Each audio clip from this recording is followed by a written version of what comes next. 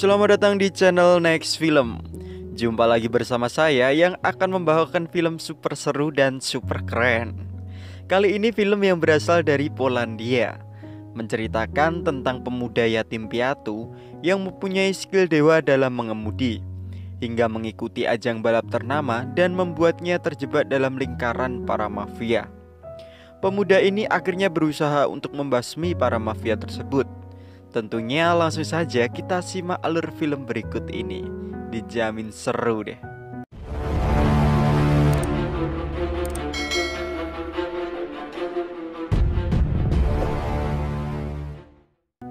Ini adalah Kuba. Kuba ini mempunyai skill luar biasa dalam mengemudinya. Skillnya ini dia gunakan untuk mengikuti taruhan balapan liar di kota Warsawa, Polandia demi mendapatkan uang. Saat adu balap, Kuba pun selalu menang. Namun saat di pertandingan terakhir melawan Chris, naas, turbo di mobilnya terlalu panas sehingga mobil Kuba mogok yang menyebabkan dirinya gagal mendapatkan uang. Namun baiknya, Chris mau membayari biaya kerusakan mobilnya saat ini. Keesokan harinya, kita semua jadi tahu bahwa Kuba ini tinggal dengan bibinya. Saat ini dia sedang membicarakan sang adik yang bernama Lenka yang kini sedang dirawat di rumah sakit karena mengidap penyakit jantung. Sementara itu, penyakit Lenka ini hanya bisa ditangani pihak rumah sakit yang berada di Jerman. Diketahui juga Kuba bekerja menjadi kurir makanan di salah satu restoran di kotanya demi mencari uang untuk pengobatan sang adik. Selesainya hantar makanan, Kuba ditelepon Chris. Dan Chris mengatakan kalau mobilnya sudah selesai dan bisa diambil di bengkel temannya. Sesampainya di bengkel, Kuba bertemu dengan pemilik bengkel yang bernama Rams. Rams tahu betul nama Kuba ini sangat terkenal di dunia balapan liar, sehingga Rams berniat mengenalkan Kuba dengan salah satu temannya agar Kuba bisa meningkatkan skill balapan. Teman Rams ini bernama Max, dan malam harinya mereka langsung gas OTW ke rumah Max. Ternyata Max ini seorang pimpinan tim balap yang terkenal di kota Warsawa. Para anggota tim Max ini juga menjadi balap liar yang skillnya tidak perlu diragukan lagi. Setelah bertemu, Max langsung mempertimbangkan Kuba yang direkomendasikan Rams ini. Maka dengan Audi milik Max, Kuba langsung unjuk kemampuannya. Mobil itu langsung dibejek secepat mungkin. Dan melihat skill Kuba ini, Max merasa Kuba ini patut untuk dijadikan anggota timnya. Namun perlu kita ketahui bahwa Max dan anggotanya ini tidak hanya jadi pembalap, tapi mereka juga menjadi kurir lintas negara untuk menghantarkan paket-paket terlarang. Malam itu juga Max mengatakan kalau sebentar lagi akan ada balapan ternama yang bernama Balapan Diablo. Oleh sebab itu, akan dikirim perwakilan untuk mengikuti balapan tersebut. Para pembalap dituntut untuk lolos dari kejaran musuh dan dilarang berhenti di balapannya nanti. Apabila itu dilanggar, maka pembalap dinyatakan kalah. Malam itu juga Max langsung mengkualifikasi pembalap di timnya, dan yang menang akan mewakili di balapan Diablo. Singkatnya, para pembalap mulai unjuk skill, mengerahkan seluruh kemampuan terbaik mereka.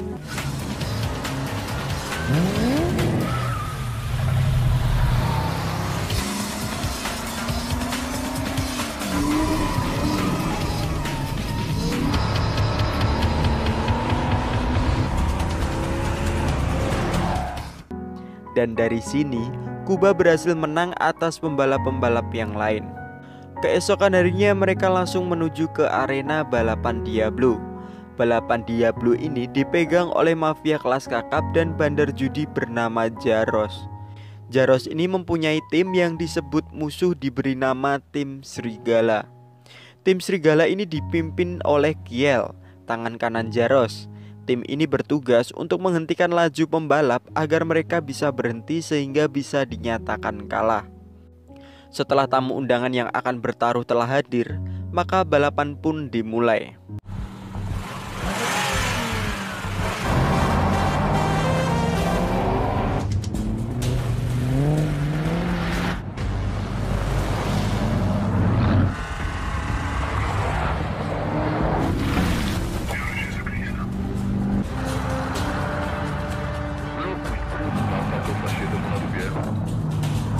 Satu persatu mulai dihadang hingga berhenti dan dinyatakan kalah.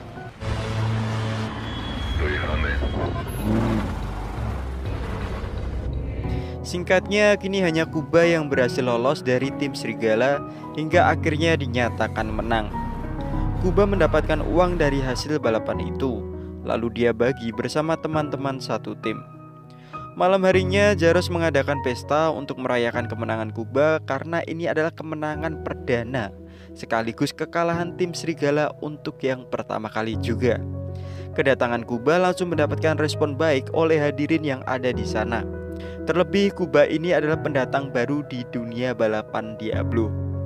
Di sana Kiel langsung mendatangi Kuba dan mengancam akan membunuhnya jika dia masih mengikuti balapan Diablo di sesi berikutnya. Hal ini dikarenakan kemenangan Kuba ini mengakibatkan Jaros mengalami kerugian uang yang sangat banyak, sehingga Jaros meminta Kiel untuk melakukan sesuatu agar Kuba tidak bisa mengikuti balapan Diablo lagi. Keesokan paginya Kuba datang ke markas Max. Kuba menanyakan apa hubungan antara Max, Jaros, dan Kiel. Max mengatakan kalau dulu itu Kiel itu anak buahnya, namun sekarang membelot dan menjadi tangan kanan Jaros. Selain itu, Kuba juga cerita soal intimidasi Kiel tadi malam. Tapi Max meyakinkan kalau semua pasti akan baik-baik saja. Setelah itu mereka pun kedatangan dua tamu wanita seksi yang ternyata anak buah Eva. Kedatangan mereka untuk menyampaikan pesan bahwa Eva sangat ingin bertemu Kuba nanti malam. Karena paham betul kencan ini kesukaan anak muda, maka Max meminjamkan motor swetilnya agar bisa dipakai Kuba dalam pertemuannya nanti. Saat Kuba dan Eva bertemu, kelihatan sekali bahwa Eva ini sangat mengagumi skill yang dimiliki Kuba. Dan sepertinya Eva juga naksir banget nih.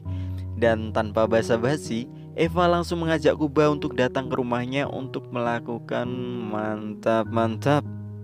Namun sesampainya di rumah Eva, bodyguard Eva itu langsung menyarankan agar Kuba segera pergi dari rumah itu. Namun karena Eva sudah sangat pengen, maka bodyguard itu tentu tidak berkutik. Eva langsung menawarkan diri dan Kuba pun langsung menyantapnya.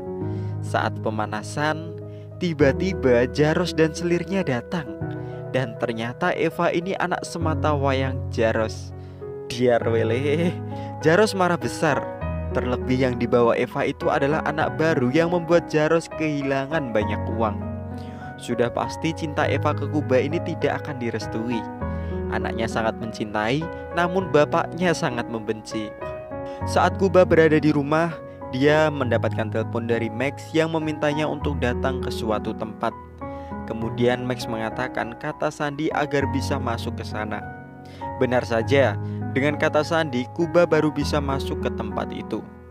Ternyata ini adalah tempat tinju bebas dengan taruhan yang sangat tinggi. Di sana Kuba langsung menemui Max dan ternyata Kiel juga ada di sana. Saat Kuba mau pipis, tiba-tiba bodyguard yang menjaga Eva menghampirinya. Bodyguard itu diminta Jaros untuk menyampaikan pesan agar Kuba menjauhi Eva. Jika tidak, maka nyawa Kuba akan jadi taruhannya. Tiba-tiba Kiel datang menyelamatkan Kuba dengan mengajar bodyguard itu. Kemudian Kiel memberikan jam tangan bodyguard untuk Kuba. Namun itu semua ternyata hanyalah drama persekongkolan.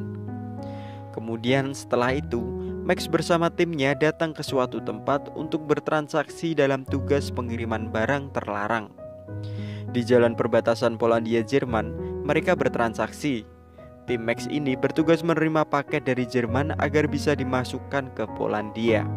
Namun, tiba-tiba mereka semua diserang oleh kelompok misterius. Kejadian ini menewaskan dua anggota Max.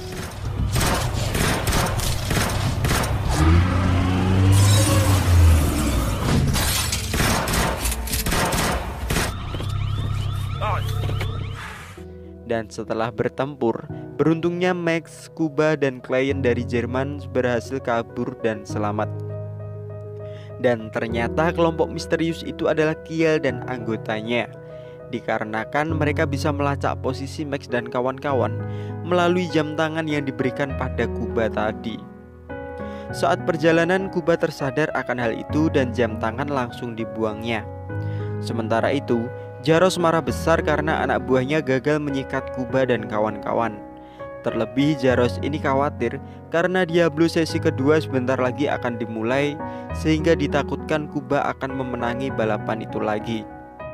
Dari upaya yang gagal ini, kemudian Kiel mempunyai rencana akan menyerang Max di markasnya secara langsung dan akan menghabisi Kuba di saat balapan Diablo nanti. Kemudian keesokan harinya, Kuba berkencan dengan Eva. Dan setelah mengobrol panjang kali lebar, pada kencan itu akhirnya Eva jadi tahu alasan Kuba mengikuti balapan ini, yaitu demi mendapatkan uang sebagai biaya pengobatan adiknya ke Jerman. Singkatnya, ini adalah hari di mana Diablo sesi kedua akan dimulai. Pesertanya masih sama. Eva menggunakan Chevrolet Camaro, Pakos menggunakan Chevrolet Corvette, Chris menggunakan BMW M3, dan Kuba menggunakan Ford Mustang. Di sebuah lorong basement, balapan itu pun dimulai.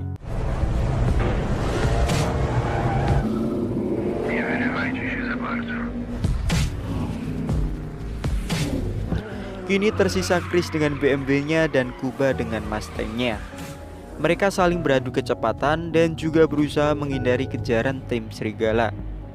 Ternyata Kiel ada rencana buruk, di mana mereka sudah memasangi bom di tempat tertentu. Hingga saat Kuba dan Chris memasuki zona jebakan itu, tiba-tiba dari sini Kiel dan anak buahnya mengira Kuba sudah tewas. Langkah selanjutnya, Kiel dan timnya mendatangi markas Max untuk menghabisi Max secara langsung.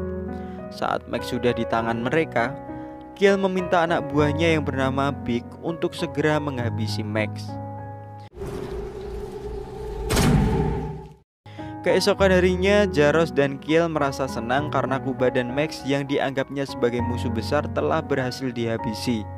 Sehingga Jaros merasakan kebebasan dalam menggaruk semua uang taruhan balapan Diablo selanjutnya.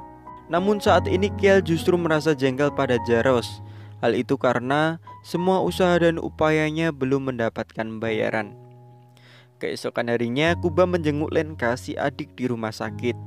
Diam-diam Eva mengikuti dan memantaunya dari kejauhan.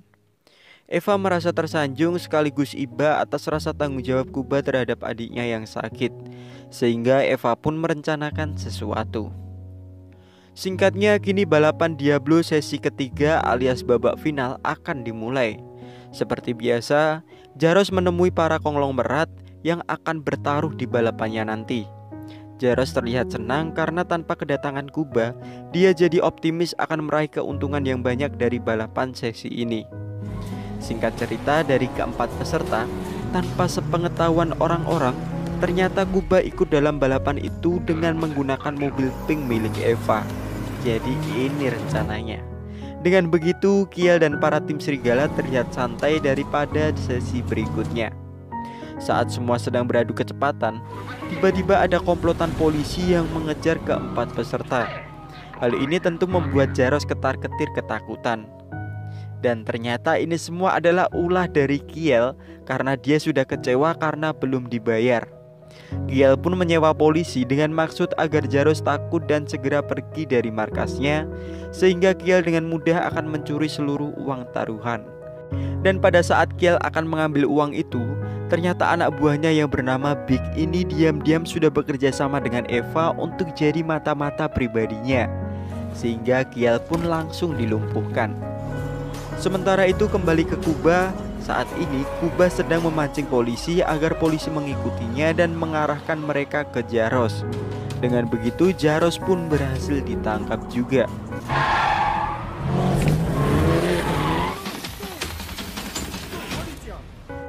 Dan akhir dari semua ini, syukurlah Eva bisa membantu Kuba lolos dari lingkungan maut, serta mereka berhasil mendapatkan uang Jaros yang akan digunakan untuk biaya operasi Lenka. Singkatnya, operasi Lenka saat ini berjalan lancar dan berhasil, sehingga beberapa hari ke depan Lenka akan segera pulih. Beberapa bulan kemudian, scene memperlihatkan suasana pantai yang sangat indah. Di sana ada Kuba, Eva, dan Big yang sedang merayakan kebebasan dari kekacauan yang berhasil diselesaikannya kini. Tidak lama kemudian, datanglah seseorang yang ternyata itu adalah Max. Ternyata Max saat itu tidak dihabisi Vic, karena sebelumnya Max dan Vic ini ternyata juga sudah bersekongkol. Film pun selesai. Pesan yang bisa diambil dari film ini adalah teruslah berjuang untuk mendapatkan apa yang kamu inginkan. Perjuangan yang serius, meskipun melalui rasa sakit, pasti akan mendapatkan hasil yang sesuai. Seperti di film ini, dia berjuang mendapatkan uang demi pengobatan sang adik, meskipun nyawanya harus menjadi taruhannya. Dilakukan dengan sungguh-sungguh dan ternyata juga berhasil juga kan? Ya kan? Oke lah, mantap film ini.